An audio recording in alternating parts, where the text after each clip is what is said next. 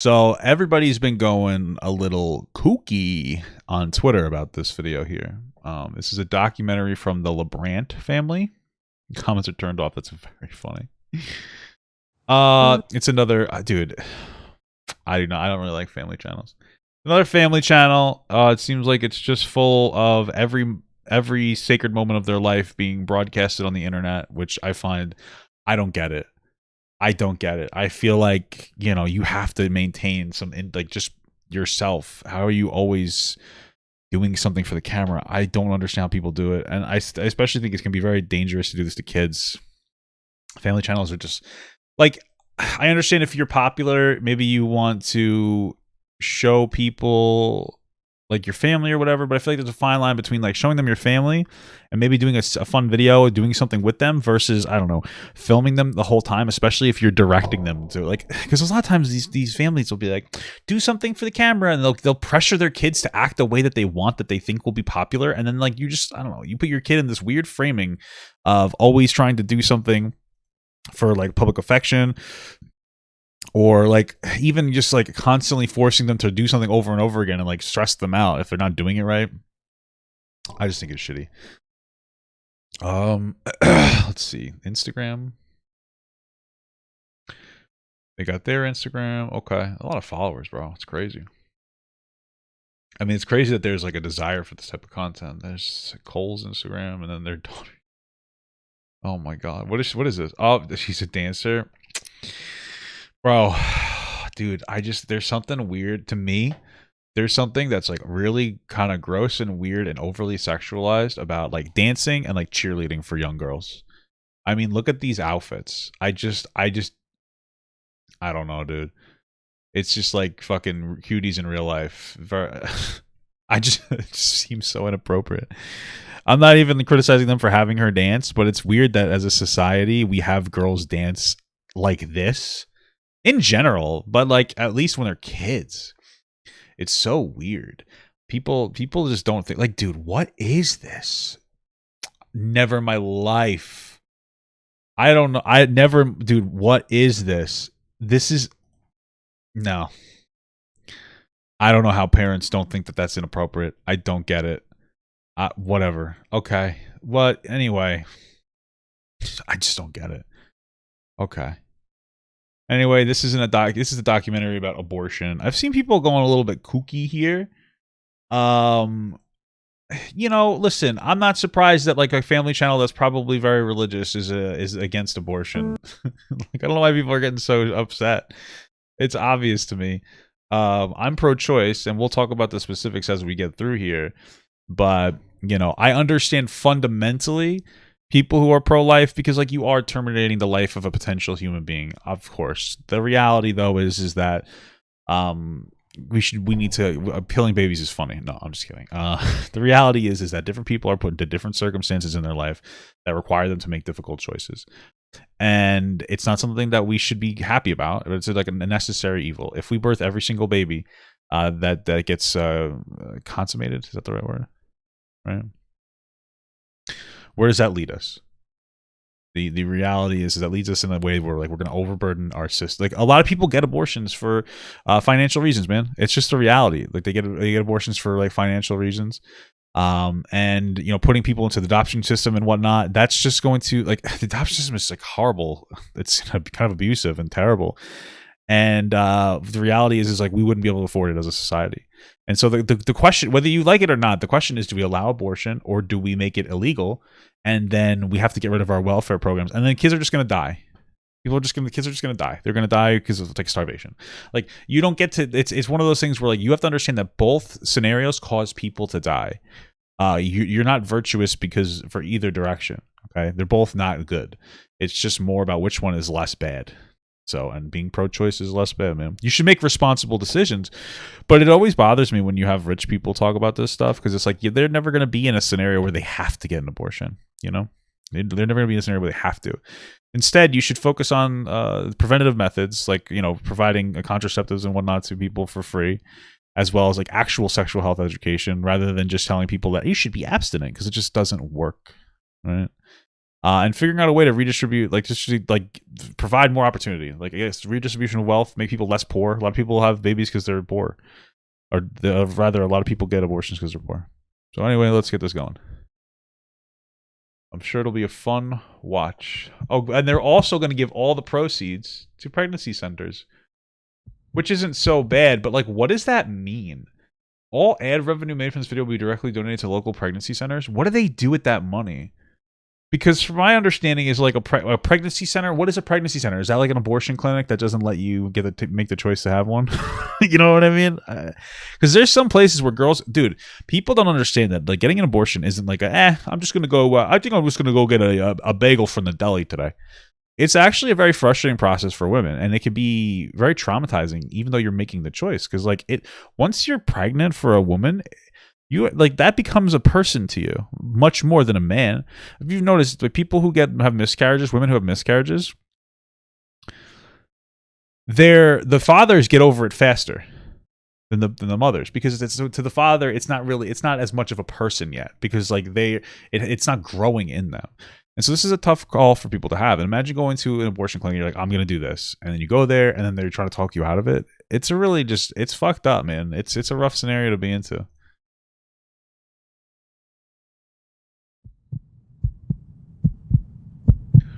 All right, let's see what we got here. All right. Wow, what is that, a dolphin? Incredible. Wow. Whoa. This is good CGI. How did they get the camera inside of her pussy? Holy shit. Damn. They got a whole camera in that woman's vagina. Damn. Wow, your baby's ugly. Is this her baby? Is this her pregnant baby? She's pregnant, right? They shoved the camera in her pussy? That's the only thing I could think of. Yeah, they definitely did. Holy moly. I hope the cameraman didn't have cold hands. Abortion has been arguably the most polarizing, heated, and controversial civil rights issue since 1973.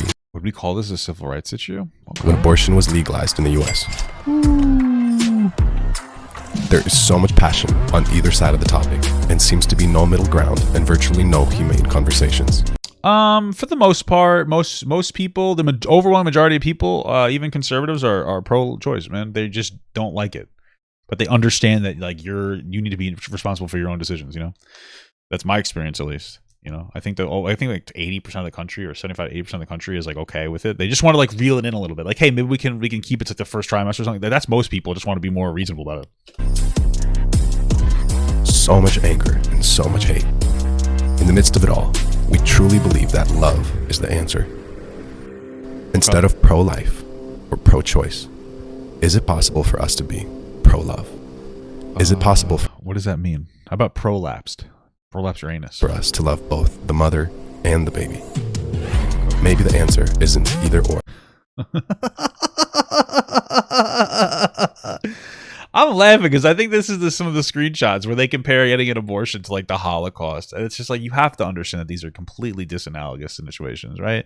Like there's a difference between an unborn baby versus like somebody who's being forced to do something like this. Like this is insane. People are getting abortions because of lack of education and lack of opportunity, like financial opportunity. It's not because they want to genocide Jewish people or something. You know? Like it's just not the same thing. They're just two different types of deaths. It's a very pro-gamer move, though. But rather both. Wow. I have my personal got to get those numbers up. Convictions. You have yours. We're all so different, and that's okay. Oh shit! Thomas Legalty tipped $6.90. Antinatalist gigacards rise up. Very poggers. Fuck these dumb Christians. But where is God's heart at? Where is the truth and peace amidst? You say where's God? Okay. But where is God's heart at? I don't know where the fuck. It's just dude. Listen, no hot take. If God came down right now and said, "Papa got abortion, stop it," I would be pro-life. That's all it would take. God really gave a shit about these babies, he would come down and just tell me, stop. I'd be like, oh shit, I didn't know you were real. You know, we've been playing telephone tag for hundreds of, maybe even thousands of years. You realize that there are people molesting children in your name, Jesus and God. Oh shit, yeah, maybe I should come down and tell people that that's bad. You know what I mean? Like, hey, make sure that you respect the institution of religion that molests your children. Like, why? You know what I mean? Like, for how long have people used religion as a way to grab power? You know, like maybe you should just be a better communicator. You know, I'm not trying to be a dick. I just like it's like why. That's why people have lost their faith, because they see people using faith as a weapon. So, where is the truth and peace amidst all the chaos and lies? That baby's an alien. We want to go on a journey to find out the truth. Hey, that kid has sunglasses. That's cool. I don't know why he's got cool sunglasses on. And to find out how we could actually help and make a difference instead of just adding more noise to an already deafening discussion. So I'm assuming that since you want to make a change that's like positive for both sides, you're talking about, you know, birth control for people and like actual safe sex practices, not right? Like I'm assuming that's the direction we're going to go in, right? Is better education for young people about safe sex and like birth control and whatnot.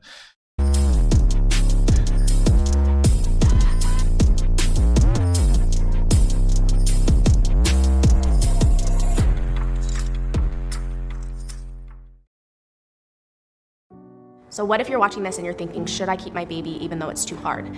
As a matter of fact, I was in that position. I was 19 when I got pregnant with Everly, and I remember just being so scared. I didn't know what I was gonna do. I was actually in school and college, and I was too scared to tell my family. I was too scared to tell my friends. It was just a lot for me to take in being so young. I remember those moments just being.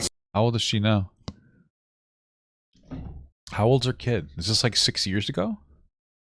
Okay. So terrified of just like what the future would look like, what my life was going to look like. Just so many things going through my head at that moment, and just knowing how hard it was going to be, but ultimately in the end, how worth it was going to be looking back now. I know for me personally. Does she have rich parents? And she's religious. Like I don't know if I'm buying the I don't know if I want to keep my baby or not argument from somebody that has like that may have well-to-do parents and it comes from a religious background. Maybe I'm just being cynical. My choice was always to keep my baby, but I also know that for others, okay. So your choice is always to keep the baby. That just completely nays out of the entire point that you just made. Okay. Our choices. Okay. Don't lose heart, your strength will still come. I would put those kids up for adoption. Ugly, bro. At the end of your wanderings, you'll see the grace that he giveth and giveth and giveth again. Oh, yay. In America, over 2,000 abortions happen every day. Wow.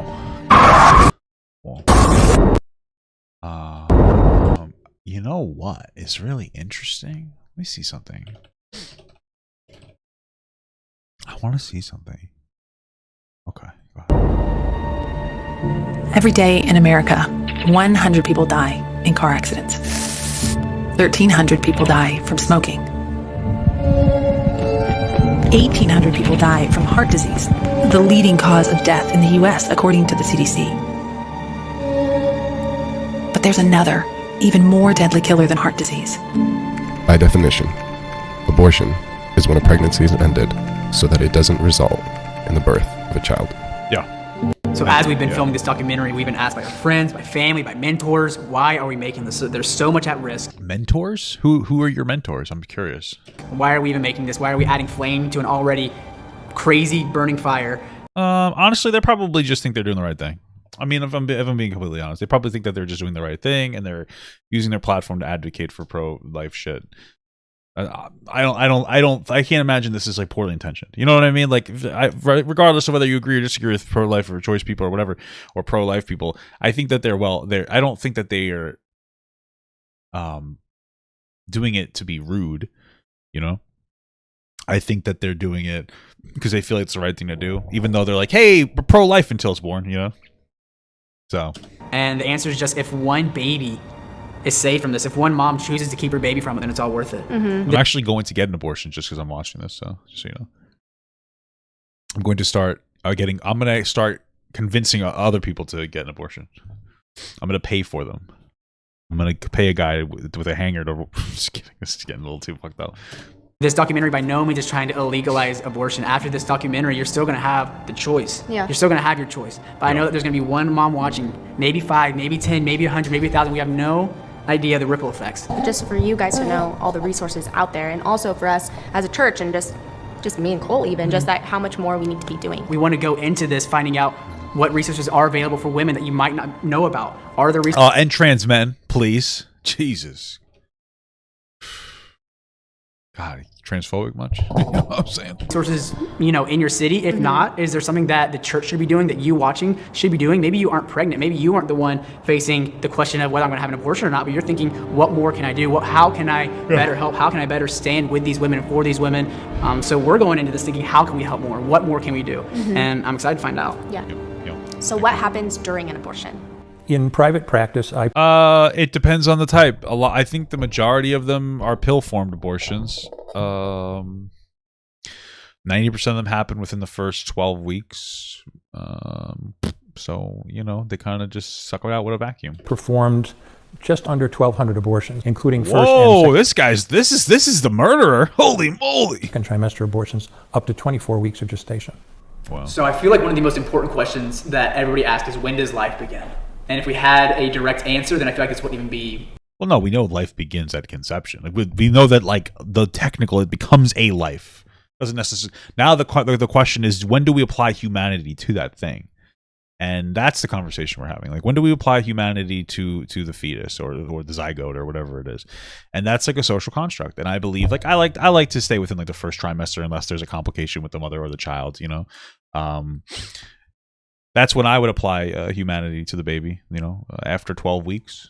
I can understand people who get it later, but that's the conversation we're having.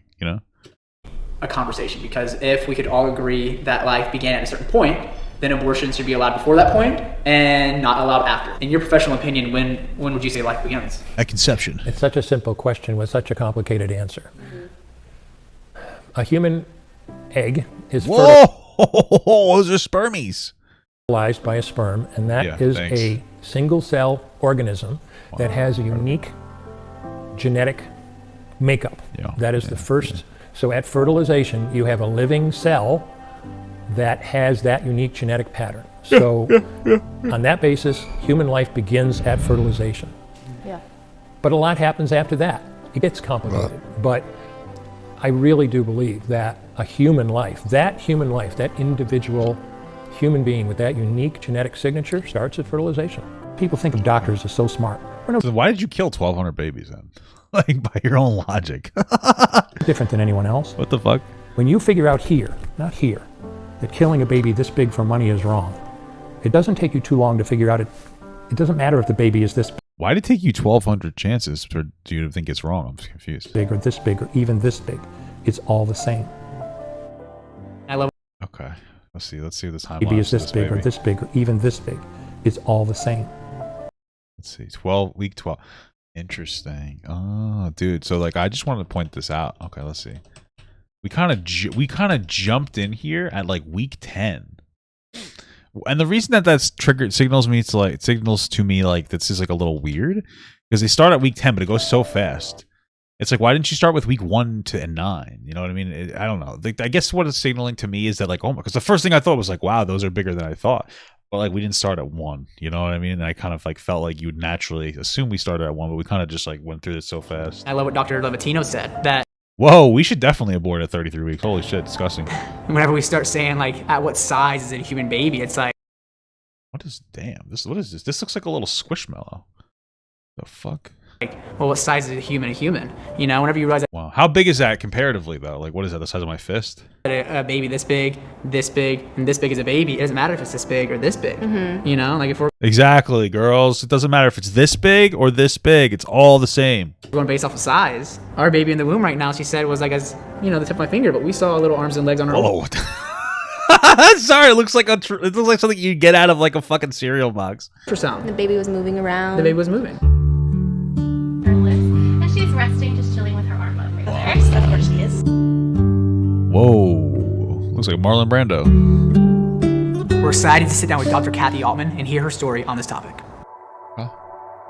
So I feel like a lot of people watching or listening might not know how abortions are performed. I think you hear pro-choice and it sounds right, because it's like, oh well, the mother should be able to decide whether to keep or not keep, but they don't understand what not keep means.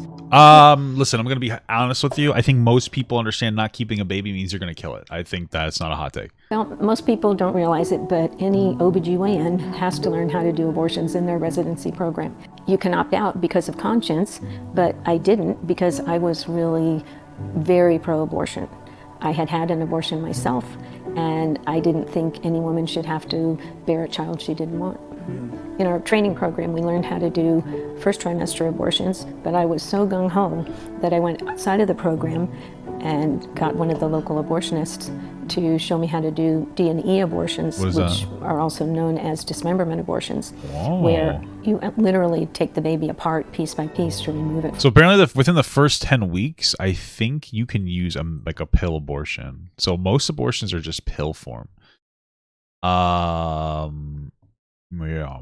But most of them, you're basically just gonna fucking come out a baby, a dead thing, I guess, or something. I don't know how it works. In the uterus. In the first trimester, that involves putting some local anesthetic in the cervix, and after you have the opening large enough, you insert a little tube, and you go around just like a little vacuum cleaner and suck out the pregnancy, and the baby is sort of torn apart as it's going through the hole because it's bigger than the hole. So just remember, a D&E abortion, I believe, is a third trimester abortion. That's what I'm looking at. Okay, I'm just trying to get the, because we're being like really all over the place. Like even if you look at this chart here, the way that they show this is like, oh, this baby's fucking huge, but this baby's probably going to be smaller comparatively to this like vacuum cleaner here. Okay. Go around just like baby is sort of torn apart as it's going through the hole because it's bigger. I think less than 1% of abortions are third trimester, and I don't think that there's a single place that allows you to get third trimester abortions without like a medical reason. Yes, even New York. So there's no, like, you can't just be like, yeah, I think, hey, it's coming out tomorrow, just get this thing out today. You know, throw it in the garbage, let's call it a day. It's much more serious than that. The hole, and then and I would argue from an emotional perspective, I don't think a lot of women would want to get an abortion that late, because at that point it's like a person to them. Placenta goes through, and then you check to make sure there's nothing left, and that's the end. Yeah. And then for second trimester, it's a little bit more involved. Oftentimes you have to dilate the cervix ahead of time, because if you try to mechanically dilate the cervix, it can lead to damage to the cervix. Then you just reach in with a heavy-duty clamp and grab whatever you can grab, an arm or a leg usually, and as you're... I don't think they could feel pain at that point. I don't know. Pulling it through the cervix. I think you start feeling pain at like 27 weeks. The body's too big, so it's not going to come, and so with enough traction and twisting, the arm or the leg comes off. And you do that until you've got everything you can, and then you have to reach up and try to crush the bigger parts, so like the chest. Oh my God, that's fucked up. And eventually the head. It's a good thing I'm not giving abortions. That's terrible. And you just Holy bring moly. them out in pieces. How do you live with yourself? You can tell when you've I'm sorry, this is terrible. Because this is fucked up. White brains leak out. Okay. That's crazy. We need abortion to save women's lives. Hear it all the time. For 9 years, I worked at a medical center where it's what's called a tertiary referral center. It's a hospital that is equipped with the doctors and the equipment to take care of high-risk pregnancies. We don't do this in every hospital because it's too expensive, so we have centers where this occurs all through the country. And where I worked was a tertiary referral center. And for 9 years, as a pro-life obstetrician gynecologist, I worked in a medical center like this. I saw it all. I mean, severe heart. Why? Why would you? What I don't understand is if you're pro-life, why would you do that? Like, you're a doctor, so you could probably get a job somewhere else if you really wanted to. So I'm not understanding why you would do so many abortions if you're pro-life. For money? Yeah. I mean, at the end of the day, this guy's literally telling us that his moral values, his moral code disaligns with even getting an abortion, and yet he thrusts himself into that field. So, like, what's your justifier for being a morally inconsistent and bankrupt person by your own logic? It's so weird to me that, like, one of the people they brought on was somebody who claims they're pro-life and then still gave abortions. It doesn't make any sense, because what you're telling me is you're instantly hypocritical. You're like, I'm morally against these things. These are morally bad things that nobody should get, but I'll do it for money. What's your moral code? You're literally telling us that you'll do a morally bad thing for money. I don't know. heart disease, cancers, out of control diabetes, preeclampsia. I mean, these are dangerous pregnancies. Pregnancy can be very dangerous. Okay. But there's a point to be made about this. We need abortion to save women's lives, really. Sometimes. The vast majority his kill ratio up, true. of times that he became pro-life? I could have swore he said he was a pro-life fucking abortion person. pregnancy becomes dangerous to a woman with many of these conditions. There are a few cases early in pregnancy, we can talk about those. But the vast number of these cases occur after 22 weeks when the baby's viable. I have terminated, as a pro-life obstetrician. See, the problem with like viability when it comes to a baby is like a viability of a baby is going to go up as technology gets better. Like technology gets better and better. His daughter died, then he became pro-life. Okay, fair enough.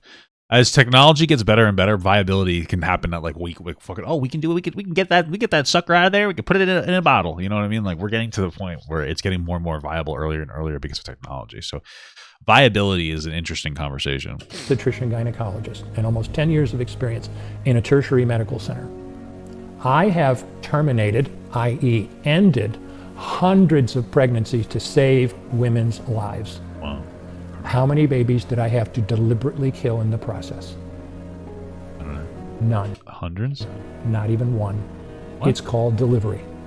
When the lady comes in, for instance, with that preeclampsia patient, 27 weeks pregnant, real case, her blood pressure is 220 over 160. And we've got to get her delivered now because the only way to cure preeclampsia is to end the pregnancy. We're going to deliver this baby by cesarean section because it would be fast. I can do that within an hour. And we're going to take care of the both of them, and we're going to just have to leave it in God's hands. And we did exactly that. We stabilized her, delivered her, and she and the baby ultimately did great. That's great. So I had no idea. That's what went on. First trimester, second trimester, third trimester. I just can't imagine that's all cases, but okay. And I feel like it's so necessary for people to know. Yeah. Because I think that if this is what's going to happen, the media and news outlets and people can just downplay it. Yeah. And even with like the little bit that I did know, just hearing it from him and hearing him. Yeah, I mean, I know that people are like, oh, abortion is like women's health care. I don't know if I would necessarily call it women's health care. Like that just seems to be like a really easy virtue signaling kind of a response. I think it's definitely necessary. I do think that women should get that choice, but I don't know if I would call it necessary. It's not, in most cases, you wouldn't consider it within the realm of like healthcare necessarily. Like you're not getting it for the woman's healthcare. Usually you're getting it because they terminate the child. His stories, which is like fine, you know, but it's you shouldn't try to ride, because then you're trying to emotionally ride you're trying to say like I don't want to get this for it's a selfish reason to get an abortion, but like obviously what we need to understand is that selfishness isn't inherently bad. Selfishness can be a good thing, right? Like if I only have $100 and you ask me for $100 and I give it to you and I die, obviously my selfishness would have saved me if I was more selfish, right? But we try to morally ride it by saying, well, it's just healthcare. And then people kind of like I think that people should be well aware of the fact that we're doing a shitty thing, but it's a necessary evil, right? So that's what you should be aware of the choice you're making. You shouldn't be like, yeah, it's just healthcare. It's not. It's free. It's more than that. You know, be aware of what you're assigning yourself to. And just the details of it was such a different experience just hearing him say that, you know? Mm-hmm. And it opens up your eyes, you know? Like you hear the word abortion and I feel like it's become so normalized, and I'm glad that we can have conversations about it, but like where's the truth at? Yeah. Well, the truth is here's someone who's performed 1,000 of them. Yeah. You know, instead of someone telling you, you know, what they think it is, or like you hear all these different, I don't want to say lies, but you just hear all these different. Well, I don't think that only people who perform abortions can have an opinion on abortion. How about the people who've gotten abortions? A lot of them are like, yeah, they're pretty good. You know, that's like saying like, hey, we should ask Vietnam veterans what they think of Vietnamese people. Probably not. Because most of them hate Vietnamese people because they have like PTSD and they're racist because of they went there and fought Vietnamese people. You know what I mean? Like it's just one of those things. It's like, you know, I get what you're saying. It's good to get the education from these people, but also it doesn't mean that they should be the end all be all perspective on everything like that. Okay. Different variations of what an abortion is. Well, let's just go to the source. Yeah. You know, and like you go to the source and it's like, okay, that's what it is. Mm-hmm. So here's a crazy thought. I would not be here today. My grandma did not choose life for my mom. As a matter of fact, her story is wild. I sat down with her to talk about it. I wish she didn't. No, I mean, for me, I wish my mother did. Well, I'm happy I'm alive, but you know, I wouldn't have known if I wasn't, dude. You're about to hear it, but her story is so beautiful because it shows the generational impact of choosing, yes, I'm going to keep this baby. Right. I mean, we got you this channel, so obviously she should have just gotten the abortion. Well, when my mother was around 18 years old, she found herself. She looks good. Well, how old is she? Pregnant and with no family. Probably like in her 40s. Jeez, you guys get pregnant so fucking young. Except a brother that would take her in and take care of her. And she delivered me and kept me for 4 months and really wanted to keep me. Oh, this is his mom? Oh, I thought this was his grandma. She looks like shit. I'm just kidding. She's still this one. At times were very hard in 52. This is their grandmother. Or is this the granny of their kid? I don't care. And she was a waitress and I was sick and trying to afford to take care of me and take me to the doctor. There wasn't a lot of help back then for any kind of supplements or anything. So she chose to give me up. But first good choice was she chose to let me live. And so I was adopted into a wonderful family when I was 16 years old. Unfortunately, the adoption experience is not good in America. It's like cheaper to get a baby from another country, to adopt a baby from another country, than it is in America. Like that's another system you want to fix. Let's fix the adoption system. Like, fix the adoption system. That's something that's very necessary to do. It's horrible. It's expensive. And I know that they want to make sure, you bring kids to the right home, but Jesus Christ. And like not just the adoption, the foster care system is not good either. It's rough. It's like rife with, it's full of abuse. And it's interesting too, because a lot of gay people want to adopt babies. And then the response a lot of times from conservatives is like, I don't think gay people should be able to have kids. It's unfortunate. And a lot of times, like when it comes to adoption, most the kids that are considered the least desirable are older kids. Most people want like a baby fresh from birth, right, to adopt that baby. So it's just not. It's just an unfortunate system. My mother that raised me died of a massive heart attack, and that really, it almost destroyed me. And so I ended up pregnant, and I guess as that was emotionally destroying you, a guy was destroying your womb. Very cool. A young man that got me pregnant, and his dad really wanted me to get an abortion, and really was set up to force me to have an abortion. And as far as I know, it was... Hey, sounds like Gus Johnson, am I right? Planned, and they were there to put me in the car and take me, and my daddy, he ran them out of the yard and made them get back in their car and wouldn't let me go with them. And so my daddy took care of me, and I had my beautiful little girl. So I was 17 when she was born, and we kind of grew up together. I was never sorry. I was never sorry. Even though I was pregnant without being married, I just was never sorry. And the minute you hold that baby... Okay. I mean, I don't think most people give a shit about that. I'm assuming that's something that or religious people would care more about. And look at that baby. Everything that you went through that was scary, it just goes away. It goes away. I'll forever be grateful for my granny's decision. If my grandma did not decide to keep my mom, not only would I not be here, but my kids wouldn't be here. Wow. We would have lost a lot as a society. And one day, my kids' kids, and my kids' kids' kids, and so on. Saying yes to keeping your baby affects so much more than you could ever imagine. Personally, I think we need to engage in the Great Replacement, and we need less white people, okay? We need more non-white people. So, okay. We need to fuck white people out of existence. You understand? Do you know what I mean? You know what I'm saying? We need to fuck the white bloodline out of existence.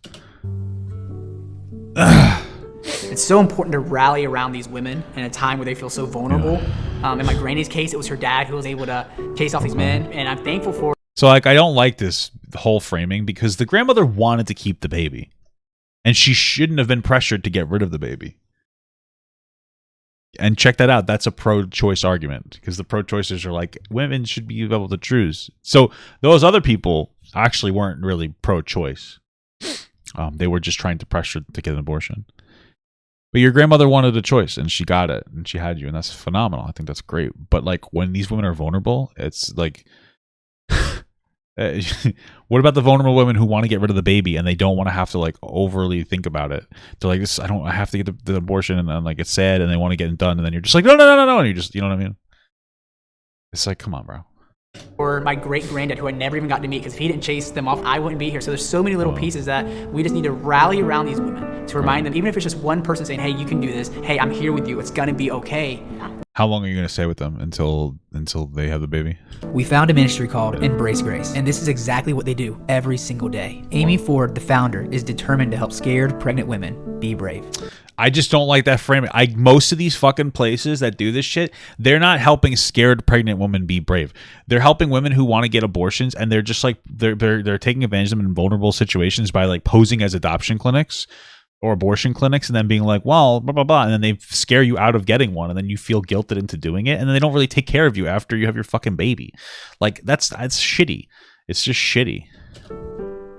In the church, the abortion rate is exactly the same inside the church as it is outside the church. There's no difference. So these women are sitting in our pews and scared, don't really know what to do. And even with my own story, I went to church every single week. Why did it not cross my mind that I'm pregnant, I'm scared, I don't know what to do. Maybe I'll go to the church and ask for wisdom, guidance, prayer, support, something. Like, it's the last place you want to go to. So we started Embrace Grace as a pro-love movement where we want the church to be one of the first places a girl runs to instead of the last because of shame and guilt. We want the church to be like an oasis and a sanctuary for these women, that if they're scared and they don't really know what to do, then we want the church to be a safe place for them. And then also, you know, if they end up choosing abortion, we don't want them to, but if they do, we believe the church should be a safe place for them too. I mean, it's nice if the way that they're saying that is actually how they interact. Like, from what I've heard and what I understand, like places like this, I'm not saying that they do this, they just tend to be less like, oh, it's your choice, and more like trying to force you to do something. Go to as well for healing and for healing support groups. But we started Embrace Grace, and it's for women with unexpected pregnancies to find hope, community, support. They meet other girls going. What if they expected it, huh? And they just didn't want it? You turn them away? Through the same thing that they are. There are support groups all over the nation, so any church can just press play and have this digital amazing curriculum. And then pregnancy centers, or even just word of mouth, they send these girls that are struggling with an unexpected pregnancy, and then they're not alone anymore. They feel heard, they feel loved, and they meet other girls going through the same thing that they are. They might all have super unique stories. We should tax churches. I think they would get like $1 billion or something in revenue a year. How crazy would that be? But they all come together with this common bond of not expecting to be in the situation that they're in right now. After a conversation with Amy, we were just so encouraged and blown away by all the resources available. In fact, you can actually click the link in the top of our description box down below, type in your zip code, and just get involved right away. Which one? Single and pregnant? EmbraceMyBalls.com. Let's see what we got here. So what if you're pursuing your dreams, your career, you're going to school, and then an unexpected pregnancy happens? What do you do? So we actually got to sit down with Shanice, who was faced with those exact same circumstances. And this is what she did. Okay. I didn't really grow up in the church. I started, having a relationship with God probably like 14, 15, and it became real for me. And then I ended up moving to, Texas about 8 years ago. And so while I was here, I started to feel like lonely in a lonely season. She hit on that Tinder, you know what I'm saying? There was a lot of things that happened since I had moved to Texas. At one point, I was in a homeless shelter for a few months. I just started showing out, talking to all the guys. One of my friends, she was in She was on that Tinder grind, brother. college. I was coming back from her thing that she had going on. And I just felt so sick. I'm the type of person that, I'm not going to wait it out. I need to know what's going on right then and there. So I went to the emergency room. I remember the doctor just came on out like it was just normal. And he was like, "Oh, you're sick because you're pregnant." And I'm like, "What? I'm sorry, what?" And so I remember just, crying. I don't even remember not crying. I just cried the whole time I was there. Damn, imagine. And then, I just sat in the car. Imagine this young woman had access to better financial care and education, sexual health education when she was younger. Imagine that. Imagine if we implemented those things. Maybe she wouldn't have put herself in a scenario where she got pregnant. Imagine we had a universal basic income, guys. Just literally sat in the car in tears. And I just remember, sorry, I'm just so annoying. So I just remember just looking at my phone and just looking up, abortions and stuff like that, places where I should go and how much it costs. And I just remember my eyes being so watery that I could barely read what it said, because I was just so sad. What are people going to think? What is my mom and them going to think? I remember going to a pregnancy center. I remember they had a 11 box, and it was from Embrace Grace, and inside of it had a onesie for my boy, and it also had a necklace, little invitation to get a necklace, and it was a pro-love necklace. It was so sweet. It was a lot of love, and it really made me feel so special. Okay. The day when I was in the car and I felt hopeless, and when God said that trust me, He had already had Embrace Grace lined up. He's so good. you know, they had like baby showers for us, and it was beautiful because it was gifts and all these things. Like my son didn't need anything. God took care of me completely. God was just providing. He was answering the prayer that he said he was going to do that night in the car when I felt by myself. And he's been doing it ever since. Because, you know, one of the things that in Praise Grace, you know, say, they have a lot of things that they say, you know, like pro-love, help her be brave, stuff like that. But one thing that they say, somebody said, I don't think people really it just randomly said babies have fingernails. Okay, thanks, bro. I didn't know. Grasp is you can have your baby and your dreams too. And I feel like that's one of those things that people hear and they don't really understand what that means. And so for me, I feel like I'm a prime example of that. I mean, like, listen, I think it's great that she was able to get the support that she wanted. Like, I think that's phenomenal. But when it comes down to having a baby and your dreams, like, we need to have like a real conversation about what that means for different people. If you're somebody who doesn't really know what you want to do in your life and you're going around, you move into Texas and you don't really know, like, you probably don't have like a lot of aspirations. And that's not a criticism. Not everybody needs to want to rise to the top and be the most incredible thing in the world. But for, like, yes, for some people who want to be ambitious, like, yes, like, having a baby can get in the way. It's not easy to have a baby. You don't just shit it out and put it in a fucking bag and like leave it for the day. You have to take care of it. It takes a lot of work. So, like, just keeping in mind, like, you know, you can't always have your dreams and a baby. Like, it's just not always going to be realistic. That determination of what your dream is and how a baby can be involved and whatnot, that's really up to the individual, how they can manage their life. And that's why we should allow individuals the ability and capacity to manage their own life. Me choosing to have my baby, now I just launched my business. And so not only am I, you know, a single mom that chose life, but God is now transitioning What do you do? me to being a boss chick. And I love that. What is that? What So I that launched my business in May. It's called Bomb Moms. And I love the name because it inspires me being a mom and the things that moms go through and stuff like that. And I make luxury handmade bath bombs. And so it's something. Okay, so she's not trying to be fucking mean here. Okay, so it sounds like she never had like a dream. And then after she had a baby, she's like, oh, it'd be cool if I did bath bomb. That's totally fine. It's totally cool. You do you. I think that's great. But this wasn't something, like, this is a at-home project that doesn't take a particularly high amount of effort. Like, I've seen bath bomb kits at like the whatever, it's like Michael's, you know. It's not she had, yeah, I don't know if this was your dream to make bath bombs. I mean, that's cool, but that's not exactly the same as like being somebody that's like working in like a particular field. Like, oh, I'm a teacher and this might get in my way, or oh, I'm a fucking bioengineer. I don't know. You get my point, you know. Something so simple. I would make bath bombs shaped like a 12-week-old baby, and you throw it in the water, and it just turns red and like white, you know, because there's white pus for like the brain matter as they crunch it out. That would be what I call it. Simple, giving people opportunity just to relax and feel valuable, feel taken care of, because that is what God wants us to feel, and that you really can honestly have your baby and your dreams too. We absolutely loved our conversation with Shanice. Her personality is just so infectious, and we know that she's just going to go on to do such incredible things. She's already doing incredible things. She's the perfect example of being able to have your baby and your dreams too. She's pursuing this Bomb Moms career, and we just wanted to perfect example of being able to have your baby and your dreams too. She's Okay, so this is her Bomb Moms, this career. Not trying to be rude. She has 197 followers. Okay, so this is not her main source of income. Okay, this is, you know what I'm saying? Like, it's not like this is this wildly successful business. I'm just letting you know, like, the way that they're presenting this, a little bit sussy. Okay, good for her. I hope it blows up. I hope those bath bombs blow up. But, you know, it's like one of those things where, you know, you're like, I used to clean shit off of buses. I was a bus washer. I was a bus washer manager. And then one day they told us that we were no longer bus washers. We were bus appearance maintainers. You know, that's the same as what she's. I make luxury bath bombs. I'm a bus appearance maintainer. You know what I mean?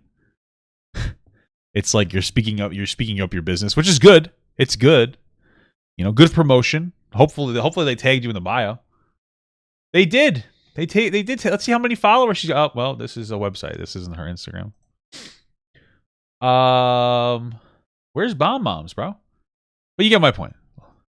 pursuing this bomb mom's career, and we just wanted to invest into that and sow into her because she's doing it right now. Yeah. Okay. One story that stood out in particular was the story of Dana. She was homeless, living out of her car, raising her.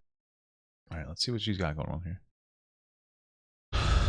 Luxury bath bombs. There's 2 different kinds. That's it. There's 2 kinds of bath bombs. Okay, so not a big choice. White or a little bit less white. $9 for one. That seems a little pricey. What's the shipping cost? Oh, they have a set of 3 for $35. Bath salts? Oof, I heard those are basically like crack. You know what I'm saying? Remember that? The guy was taking bath salts and ate a person? Sheesh. You know what I'm saying, dude? A little expensive, but you do you. I wonder what the shipping is. Her kids literally out of her car, and she was just in a tough spot. Life was really hard, and we just feel like if she can do it, then anybody can do it. Yeah, probably not, but okay. And we really want you guys to hear the story for yourself. We had been sleeping in the car. You know, I had a Dodge Journey with a back. It had a back on it, so we had room to put bins of clothes in it. So you never know what things happen, you know? Just like I thought I would never be homeless because I work. And there it is, there's no money. So I just lost it all. The church who helped me with my pregnancy, they referred me to Embrace Grace. And I remember I went there and I was Look, there's a Bomb Mom's waist trainer. You could buy a corset for $60. That's probably not super effective. Wow, they're really milking this, huh? Wow. Just so down. I mean, I never been as down in my life. And I started going to church and Embrace Grace, and I never met these women. Never, you know, they weren't. Wow, so they went from 137 followers to 451 followers. Incredible. And then Richard Lux. Rich Lux watched it. Rich Lux watched this video and he felt so inspired that he was going to go and say that he loves these. Fantastic, Richard. I think that you're a great guy. Phenomenal. Okay. High school friends of mine, they were just people that was there, that God put there in that place at that time that I needed, you know? And I went there, and then the first day, I never seen love like that. People excited about you bringing in a baby, no matter what the circumstances was, you know? You don't have to be afraid. Because that's what I was I was just so afraid. And my biggest thing is looking at my 7-year-old son that I did not know, like, how life would turn out. Me thinking that it could have been a possibility that he would not be here. That just breaks my heart. Because he was supposed to be here. He is funny, he is just, like, it was the last edition. It was just everything I needed to complete myself, you know? I couldn't imagine life without him. And to think that I would have been so selfish to think, you know, oh, I don't want to have another baby. Why? Because I'm so afraid. I like to shop. I like to do this. I like to do other things. I don't want to be a single parent tied down with another kid worrying about, you know, with the world, how they view me or how they judge me or, you know, look at me as, you know, but they don't know my story, you know? Like, my kids are my rock in my world, and I just thank God that he put people in my life and in place and at the right time. So after hearing Dana's story, Savannah and I both just felt led to give her a gift. We weren't expecting to do that, but we were just so encouraged and motivated by her story that we knew that we had to act on this. So I just want to encourage you. Did you give her a bath bomb? And that if you ever felt led to help anybody in any way. What was the gift you gave her? Financially, you can help with your time or anything. You should always act on that. What did you do? What'd you give her? Oh, incredible. What was it? It was a piece of paper. What? Oh, is it money? Did you give her like $100? What is it? What did you give her? Is it a check? How much is the check for? Just curious. They just what was it? Like, well, I don't know what it was. You're being very sus about it. If you need help or just somebody to talk to, keep in mind that pregnancy centers are located all throughout the country. These facilities are completely free and are filled with people that are dedicated and ready to help you figure out your next steps. Wow. He's touching that whole fucking screen completely during COVID free season, bro. And are filled with people that are dedicated and ready. What are you doing, dude? Oh, to help you figure out your next steps. From an ultrasound all the way to the diapers or food your baby might need. Okay. Girls hats, boy hats. Okay. It's nice. It's nice that these resources exist for women who want to keep their babies. I think that's phenomenal. But like the reality is like there aren't enough of these resources to cover every single person. And you could say, oh, well, there are pregnancy centers all over the place. It's like, but are there? Hey, there's like 50 in America. It's like, okay, well, what was that, one in each state? You know what I'm saying? Like, this is one of the things where the availability, there might be a lot of these things, just number-wise, but proportionately, there's not enough. There's not enough of this thing or this resource to actually help people like have their babies and have like lives that wouldn't like fulfilling lives. It's just the reality. Some people can get access to this, and that's great. Most people just can't. Just remember, you are not alone. To think that there's so many of these places readily available to assist and help these women blows our minds, but we all need to step up and help because these places are free and just offering all these resources, and they run off of donations. I encourage you to get involved with the local pregnancy center to see how you can help potentially donate at these centers. One way that we felt led to help was actually to throw a baby shower for this girl named Gypsy. She was amazing, so sweet. We actually got a bunch of our friends, a bunch of the church to gather around her and throw her a baby shower, and we actually fulfilled basically her entire registry. This was just such a beautiful example of a community coming together to love one person. And I feel like so many people say, well, if you can't do something for everybody, then I don't want to do anything for anybody. But what we want to say is we want to do everything for somebody, what we wish we could do for everybody. Yeah. And so it was just a beautiful orchestration of what we felt like to do for this one person, and we want to do more of it. Yeah, and encourage us to do more. We would encourage you to get involved, maybe not throw a baby shower if that's not what you're capable of, but you're capable of helping in some way. Yeah. Okay, so there's 4, okay. Crisis pregnancy centers, anti-choice, anti-abortion, faith-based fake clinics with no oversight, no honesty, no choices, no privacy, no separation. Go to sneeze. So, excuse me. It seems like most of these pregnancy centers are actually set up under the guise of being like abortion clinics that just will not let you get an abortion, which I've absolutely heard of this before. My wife and I have talked about this. So when they say that there's all these centers, it's like, okay, well, how honest is that interpretation of this? Financial oversight of taxpayer-funded pregnancy resource centers is severely lacking. In some states, no one has any idea where the money is given to these centers is going or how it's being spent. Okay. No honesty. CPC deliberately lies about the medical effects of abortions and how far women are into pregnancy so that they think they have more time to make the choice about abortion than they actually do. Wow, that's really scumfuck. No choices. They advise women who have been sexually assaulted not to use emergency contraceptive. Incredible. Beyond this, they won't suggest any women use contraceptive for health issues or prevent pregnancy. Incredible. They won't. That's incredible. No privacy. CPC collects the same detailed personal medical information as a clinic, but are not required to keep it private, like the doctor's office. They reserve the right for the reveal or the sell of personal info for morally compelling reasons. No separation. These faith-based organizations that oppose abortion, they have religious missions that say they express the love of Jesus Christ. Funding them with taxpayer money is a clear violation of separation of church and state. Incredible. So there's about 4,000 of them in the United States. The position to sell a small local volunteer, but 70% are affiliated with a large, well-resourced networking providing funds and legal muscle. Okay. Full 80% of their websites have false or misleading information. Great. Nationally, an estimated $60 million in federal abstinence and marriage promotion funds have been directed to CPC. Wow. One in Pennsylvania faced no repercussions after losing track of 1 million taxpayer dollars. Incredible. Incredible. Isn't that incredible?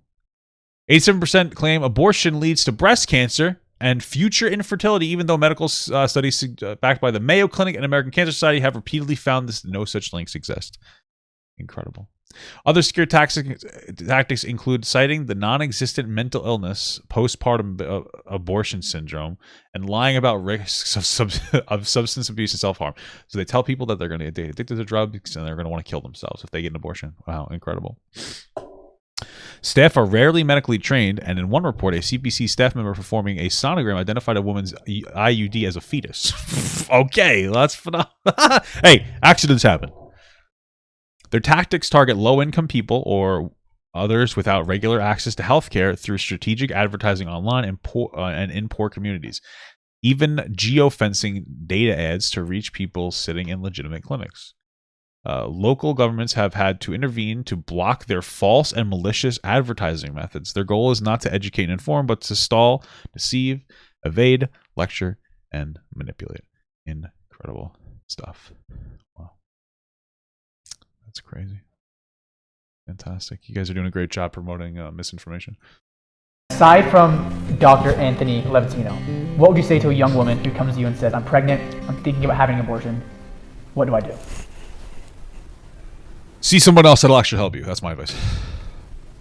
A caution for the audience. Don't ever, ever talk about an abortion as being a convenience. That so-and-so had an abortion because it's a convenient thing. Yeah, that's what abortions are for.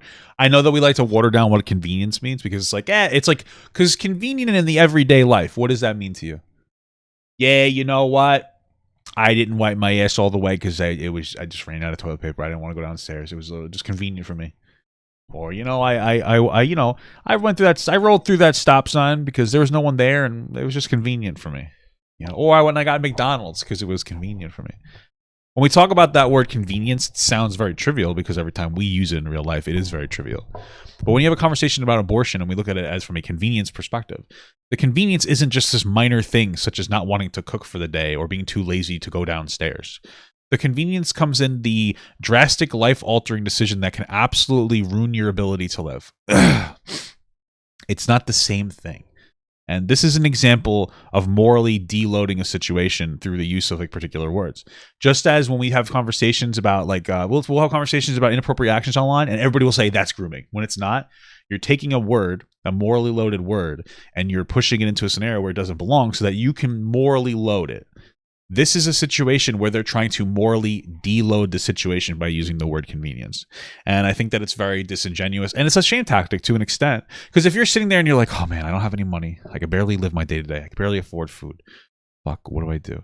And someone's like, I think I need to get an abortion. And then you hear this guy say oh, you're just doing it out of convenience. Now you feel shamed when you're already in this situation. That's all this is meant to be. So that's all it is. Pregnancy is not convenient.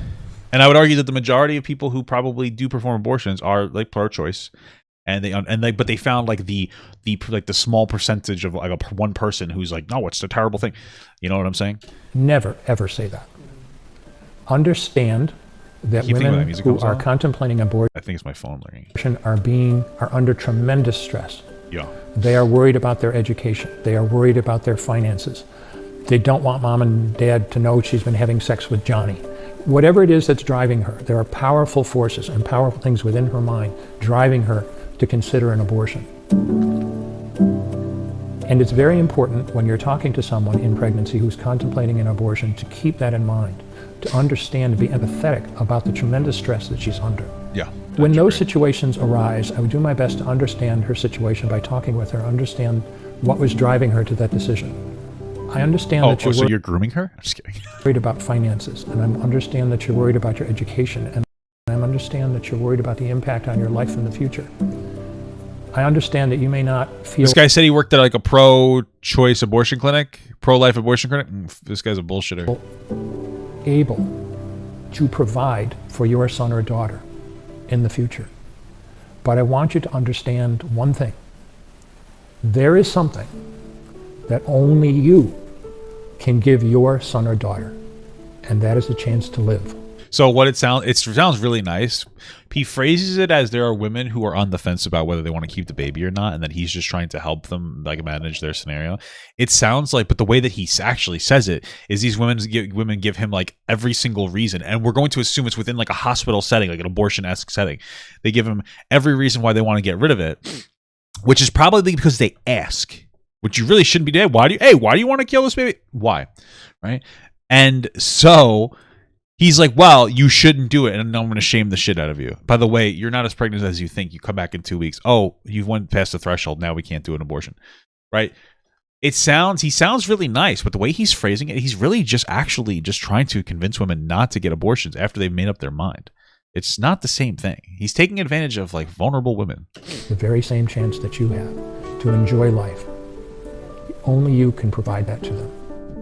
Don't be afraid. Do not be afraid. Don't let life scare you. And if you have God in front of you, there's nothing that can scare you. I know that this whole documentary is obviously centered. Well, God scares me. So around the mom and her baby, but obviously there's a father. There's a father somewhere. And I feel like in every one of these stories, the father was absent. The man was absent. Yeah, because men are shit, bro. Honestly, let's be honest. It's always fucking men not being there. You know what I mean? That's a big problem too. Got to advocate for better men. And he's just not involved. He takes a back seat, takes a step back, It's just easier that way. You know, it's harder to take a step forward and say, wow, I wasn't prepared for this. I wasn't ready, but I'm going to be here with you. I'm going to rally with you. It's already hard enough as is for Yeah, that's why we should teach safer sex practices for young people and contraception. This will happen. Mom to do this, let alone being alone. So I feel like as men, we need to step up. We need to rise to the occasion whenever something that maybe seems unfortunate and difficult at the time could come to be one of the greatest blessings in your life. After walking into probably one of the worst. Well, I'm giving my kid away if it annoys me. I watched a TikTok my wife sent me where this dad was holding their baby like this, walking away, and up their entire back was like poop. Like through like they were wearing like a onesie and there's just poop up from like its ass all the way to like its neck. And I told my wife, I said, I'm putting it in the garbage. Okay, I'm gonna put that baby in the fucking garbage. If my kid ever shits up its back, it's gonna go in the garbage. That's it. I ain't keeping it. I'm going right in the garbage. Okay, and then that's it. Put it to the curb immediately. Make it sit outside until the garbage truck comes. That's disgusting though, bro. I would honestly though, I would probably just take out like a scissor and just cut their clothing off. I wouldn't even like take it off. I wouldn't even take it off normally. I would cut the scissor. Cut the whole thing off. I would like take the baby out of its poop shell. I put that baby like in like the sink or the bathtub. I would throw that scissor and that fucking outfit immediately in the garbage. I would put it outside. I would throw it on my neighbor's lawn. I'm gonna fucking throw it like this. Okay, getting it away from me. And then I'm just gonna fucking spray that baby down with like one of those like nice gentle sprayers, and I'm just gonna get that fucking poop out of that baby. Just like fuck that shit. You think I'm gonna fuck that? Holy fuck. Embrace Grace and talking with Amy Ford and seeing their team and hearing all the resources available, I just felt so encouraged and so relieved that like, wow, people are being the front runners. People are doing this. Because you know, you think, why aren't people doing more? Why isn't there enough? Why isn't there this, and this? It's like, oh, there is. I just didn't know about it. Yeah. I didn't know about it. We just had no idea. You know, and I think that's the problem is that people just don't know. If we didn't know. Do I have this particular neighbor in mind? No, I don't respect any of my neighbor. I'm just kidding. I don't have a particular neighbor in mind. No. And here we are making a documentary about it. Yeah. How do we expect teenagers or young moms or other people who just aren't even looking for these resources to know? And what I really love about Embrace Grace is the community redo that. If we didn't know, and here we are making a documentary about it, how do we expect teenagers or young moms or other people who just aren't even looking for these resources to know? And what because those resources are predatory. You guys are promoting predatory resources. Crisis pregnancy centers are fucking I really horrible love dog shit. About Embrace Grace is the community that you get. Like I thought that was so awesome. They just get this community of moms that are going through the same exact thing that they are. They get to talk. And like it's good that it's good that there's a place to go for people who want to keep their kids but don't know how. But the majority of these cases are times where like women want to get an abortion and they pose as abortion clinics and they ask you questions and then they try to get you out the door and say you can come back because you still have time, and then you don't have time. About their struggles, they get to help each other. They're now friends. Just the community alone, I feel like having that when you're newly pregnant and you're scared and there's so many things going through your head is so powerful for them. And what's so cool is that they aren't just in this community. And they show you these pictures of like a party they threw as if like these are all the happy women from the abortion place, but there's like it's just like they're fucking friends and their kids. Yeah. They stay in this community for years and years and years and years after their pregnancy, and then so many of these women go on to lead a group of their own. So it's just so cool to see. A question we get faced with a lot when we talk about this is, you only care about life inside the womb. What about life outside the womb? And I agree with that question. I think it's a very valid question. And it's a question that it makes us look into ourselves and say, what are we doing for the life outside the womb? Because there is so much. You know, there's an overburdened foster care system. There's homelessness, and there's all this stuff, and the list goes on and on and on and on. And fortunately, we got to participate in an event called One Day LA, where at this One Day LA, over 20,000 people just got to go and serve and love the city. They got to eliminate millions of dollars in medical debt and furnish homes where kids were literally getting taken by their parents because they didn't have furniture, just for the simple things. And families got to stay together instead of getting their kids put into foster care systems. And so that's really nice that you went to like one fucking thousandth. You know, you helped some people. That's really great. How do we make this a reality for like most people? How do you do that? Now, again, I'm a UBI guy. I'm a negative income tax guy. That's the whole conversation I don't feel like having right now. But these are really nice. But the problem with relying on charity to do things for you is that it doesn't help all the people who need help. That's like a problem. Like ideally, we should live in a society that doesn't need charitable donations for it to flourish or exist. So you're helping, and that's really great. Or like you're helping one time. I don't know how often you're going to be doing this thing, or how often you're going to be donating your money to this thing. But this doesn't mean that it's a reality for most people. Just clean up the city and serve the homeless community. And I mean, the list goes on and on and on, and this isn't just a one-day thing. They're wanting to do this in so many cities across America, and you're thinking, wow, I want to get involved with that. And I feel like it all starts with just a question of, why don't we have this? How can we do this? And I feel like every solution... Taxes and contraceptive education and shit like that conservatives tend to be against. Not all conservatives, but it's true. Starts with a question, you know? So ask the question. And I get it, taxes can be used wrong, but like that's what we're going to have to do. We just want to encourage you to click the link below and get involved with all the resources with Embrace Grace. Don't be afraid. It's nothing to be ashamed of. They're there to love you. We're here to love you. We just want to help. We learned so much in the making of this documentary, and obviously we have so much more to learn. We hope that this is only just a start, just the ripple effects. We don't know what's to come from it. There's so much more that we can personally do that I know you watching can do. I feel like our nation just loves to divide us, that you're either this or you're this, but I just want to start a conversation and just be like, what can we both do? How can we both get more involved? Bro, what's so shitty about this is that like they're phrasing this as some kind of a middle ground between pro-life and pro-choice, which I mean really is just being like personally pro-life and societally pro-choice. That is the middle ground. That's how I feel about shit. But then they're trying to redirect people to pregnancy centers that are like really predatory. So rally around these women and to help them and to love them and to serve them better. So while we were in Texas, we sat down with Israel Jones, who actually went through... Papa Gut, I agree, but if abortion were made illegal, would it not be likely that the government would drastically increase funding towards programs to help women who have otherwise resorted to abortion? Maybe. I mean, abortion would probably go down, but the argument here is that, like, okay, so we do like 1 million abortions in America a year. So, like, imagine that went down to like 50,000 more babies going into the foster system or going on to or having to be burdening the system in some capacity.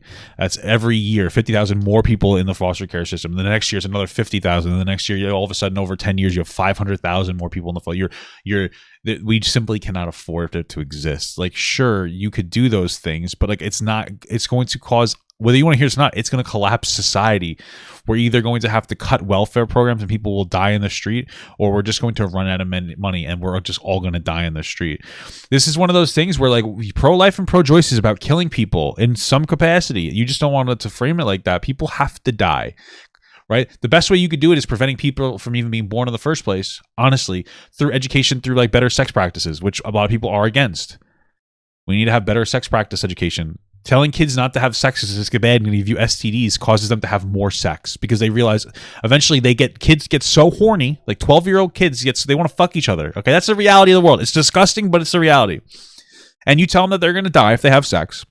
And this is how I learned. You learn that you're just gonna get an STD, and you know what happens? They get so horny, they eventually fuck, and they go, oh my god, we didn't get an STD. I guess it's not so bad. And they just start fucking and coming in each other, and then all of a sudden you got fucking babies for like 14-year-old kids. That's how this shit works. You need to educate people, tell them that like you can have sex and that like sex practices can be healthy, but like teach them how to masturbate so that they don't get so fucking horny, or teach them how to use a condom, or teach them safe sex practices. These are the things that we have to do, but a lot of people are so uncomfortable. They're like, but that makes me uncomfortable that kids have sex. Yeah, me too. But like, what do you want? Teach kids to have responsible encounters. Teach them that they don't have to have sex in order to sexually gratify themselves. Teach them about like using contraceptives so that they don't have a baby before they want to have it.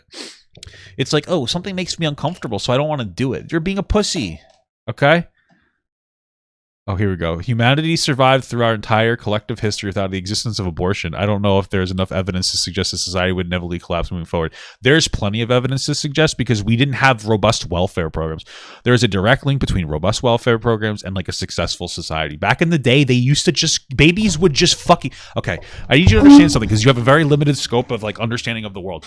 Babies, people used to have 10 children at a time because 8 of them would die before they hit the age of 10. Okay, this life expectancy was 30 years old at best back in the day. We're living till 80 years old now.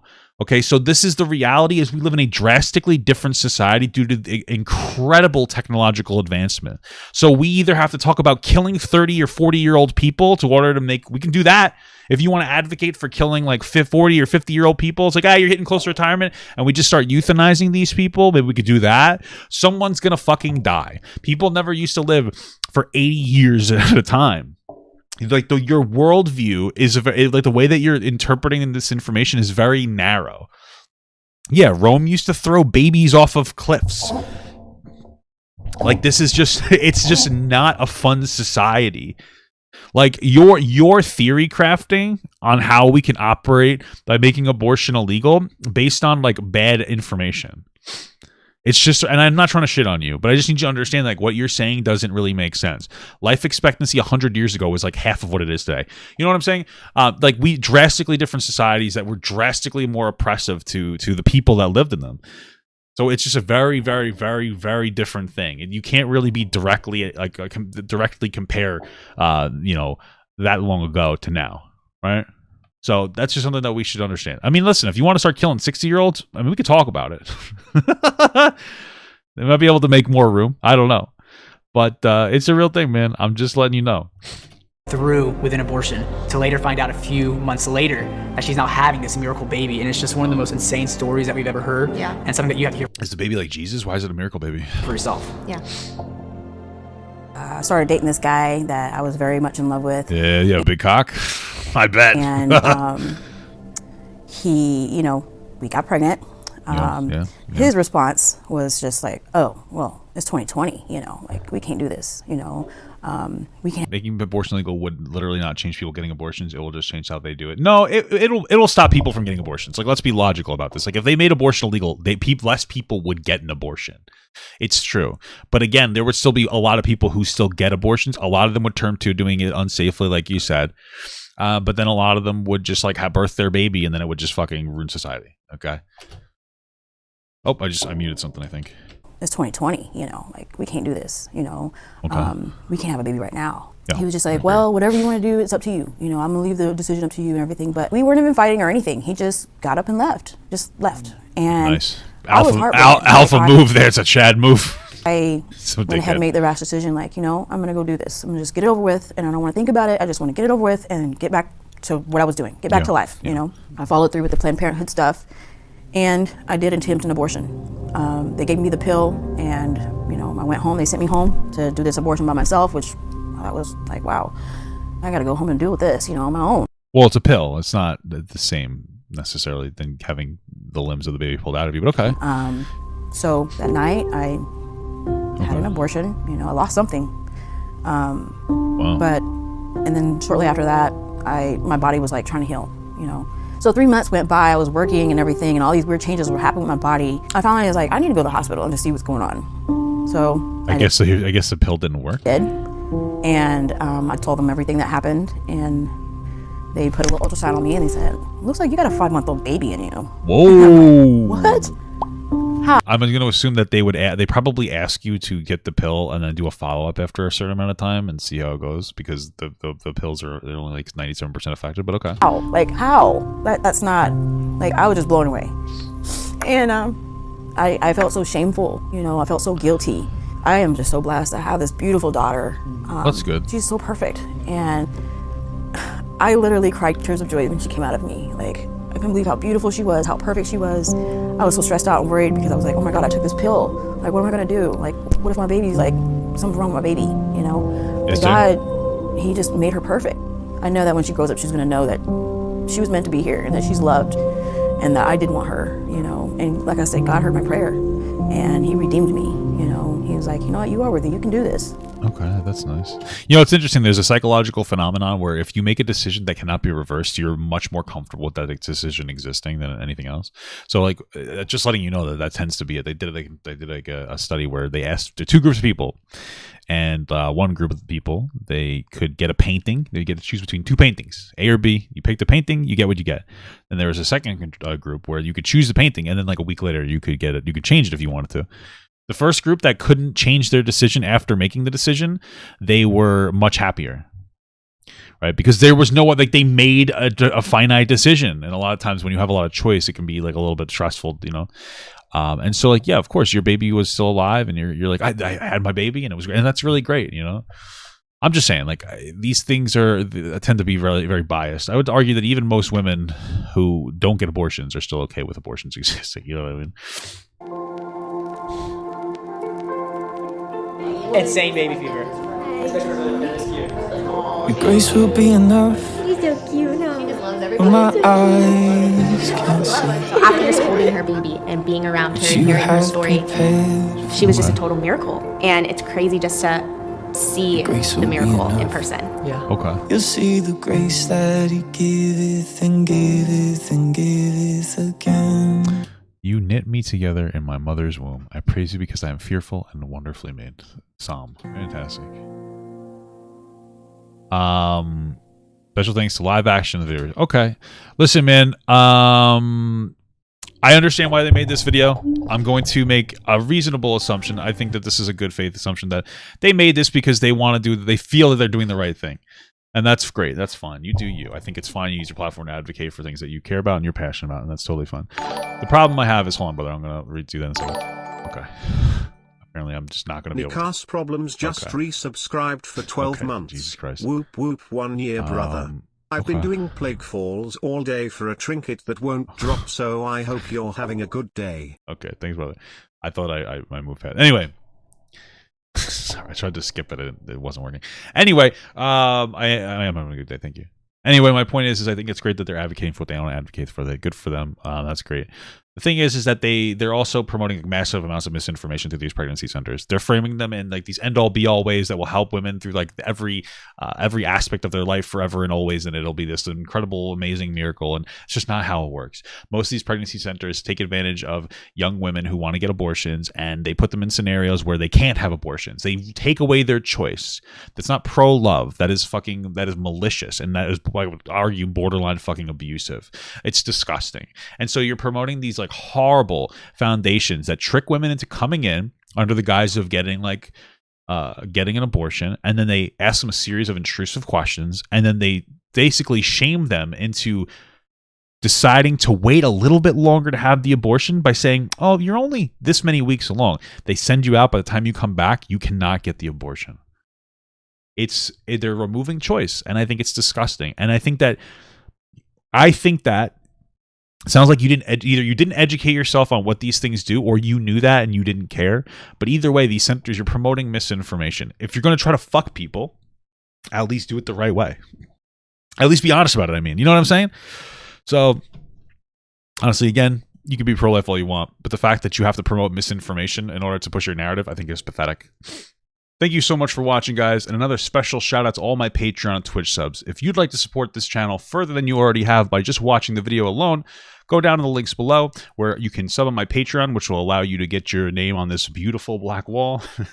Or you can go to the Twitch page and you can actually use a free Amazon Prime sub, if you have Amazon Prime, to subscribe. Thank you very much, guys. Take care.